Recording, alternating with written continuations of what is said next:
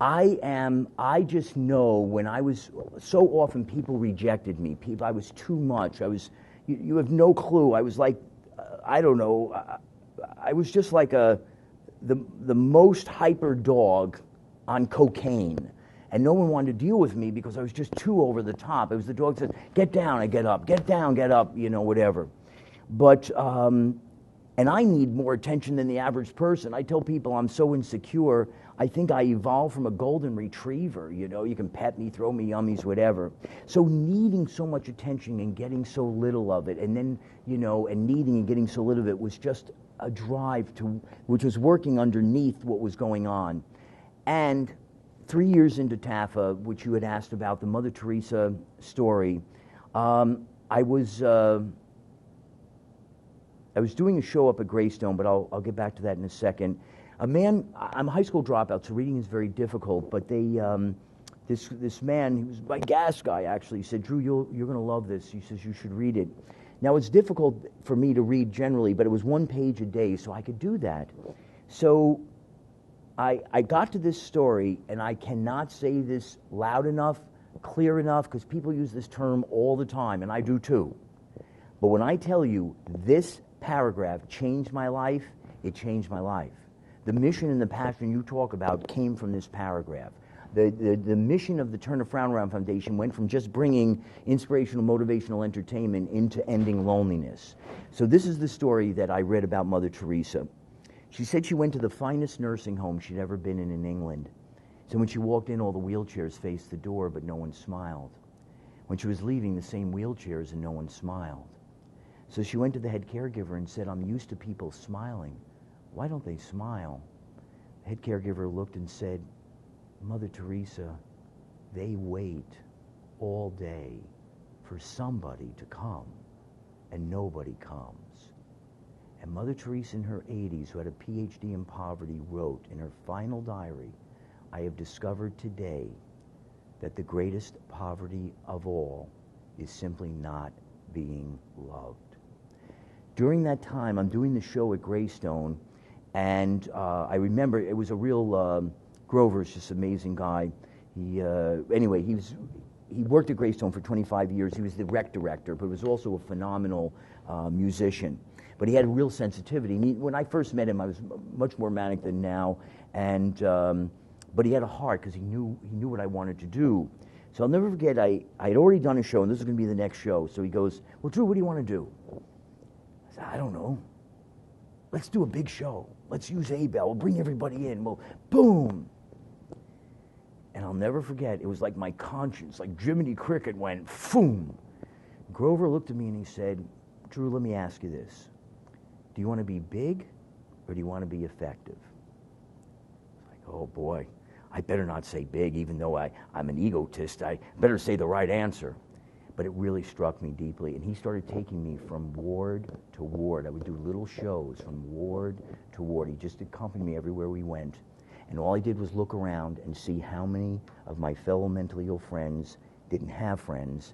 And I knew at that moment, if I could do whatever we considered the greatest show that's ever been done, ever, it wouldn't mean anything to compare to giving someone a forever friend, because everyone needs a forever friend. And so that was really the incredible inspiration regarding wanting to end loneliness.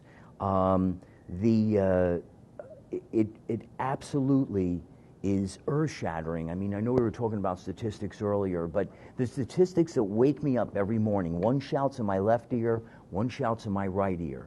The left ear goes, up to 50% of all nursing home recipients in America die without a friend. Now, again, I'm pretty graphic. I know I swore on this thing already. I'm sorry about that. But I'll try not to for this. But I just want you to imagine. Now, first of all, let me tell you this about nursing homes. I don't think there's anybody that's in a nursing home today that thought they were going to be in one 30 years ago. So don't get so hopeful that you might not be there, okay? And, anyway. So anyway, there's this 85-year-old woman who's lost a lot of her faculties in this nursing home. And she can't control anything, so she defecates all over herself. And sometimes, now nurses, I bow to nurses, I do, but they're understaffed and all of that. So, she might wait an hour to get changed. That's like a lot of fun. Her existence is from bed to wheelchair, wheelchair to bed, and who knows, maybe she'll get a little bingo. But you know what? No one comes to see her. She doesn't matter to anybody. And let's face it, and I don't mean this in any bad way, but if Mrs. Smith's daughter comes to that nursing home 3 times a week and complains about the soiled sheets, those sheets are going to be taken care of. But if over here, we have this other sweet lady, Mrs. Brown, and she doesn't have anybody to advocate for her, I think she's going to wait a little bit longer because no one is giving her the squeaky wheel. So everyone deserves a friend, someone to speak up and say, what's going on here, to hold the hand, to sneak in that candy bar you're not supposed to have, to extra hug, to wheel you out, to make you feel so that they have something to look forward to, because there's something about human compassion. I've just too many endless stories, but we have an advisory board for the Turn a Frown Around Foundation. The last thing they advised me on was how to dress properly. So I went like this. I think this is a good, country club feel to it. No, but anyway, it was so amazing to me. It was right after Christmas, and I'm a completely silly guy, so I love asking CEOs to make silly faces, and I don't know, I guess it's a ride of it. I really feel like the 5-year-old that's in control for a couple hours, So I always do something silly, but it was after Christmas. For some reason, I said, listen, why don't we just go around and why don't you share your most memorable holiday moment? And I didn't plan it. I wasn't going to prove something from it. I just asked. And I'm listening, and I'm listening, and I'm listening, and I'm listening, and I'm listening, and I'm listening, and I'm listening, and it dawned on me, every single person on my advisory board who live in the normal life, so to speak, their most memorable moment was either with a friend or a family member. Now let's take this back to Greystone now. Last Thanksgiving, I'm not a fan of whatever, and I need to work on that in my own becoming more loving and patient.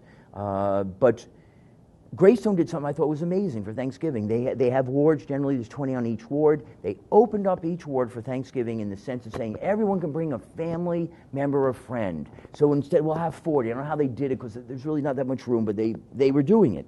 So Joanne is a girl we've been friends with for years, and I called her the next day, and I just said, hey, Joanne, how you doing? How was Thanksgiving? She goes, all right. I said, well, how did Thanksgiving go? She goes, it's all right. I said, well, how many people showed up? 1. 19 out of those 20 people had no family or friend to enjoy Thanksgiving. But the people that are in the normal life, with all the toys they could buy and go here and this and that and whatever, and they could just keep themselves occupied with their $4 billion TVs and this and that, whatever. When it freeze-dried it down, their favorite moment was with a friend. Isn't that amazing? Isn't it amazing how powerful friendship is and how desperately it is needed? So the Turn a Frown Around Foundation, in the spirit of Mother Theresa, is that our mission is to end loneliness. It's just summed up in 2 words. And I know we can do it. It's not even, unless God stops us, it's just too easy.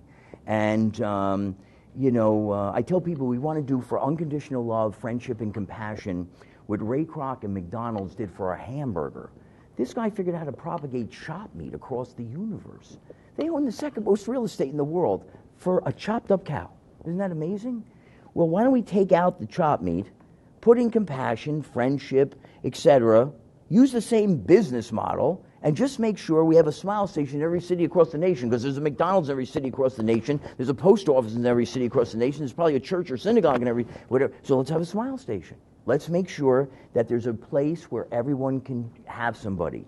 And what a smile station would do, and again, it's simple as form, because it is so ridiculously easy. A smile station is a reservoir or a gathering of forever friends. And what they do in its simplest form is they do 3 things. They recruit endlessly other forever friends. And let me say right now, not visitors, not volunteers, forever friends. So they recruit forever friends. They maintain it like a benevolentmatch.com. And, and then they, let's say there's a local nursing home, and they call up and they said, we have 18 people here that are dying without a friend. They have no friends. Smile Station ships off 18 forever friends. They match them up. We ended loneliness in that nursing home. How complicated is that? It just needs to get done. It reminds me of that old saying, everybody thought anybody would do it. Anybody thought somebody would do it. You know who does it? Nobody. And we need a lot of somebodies to make a lot of nobodies into a lot of somebodies.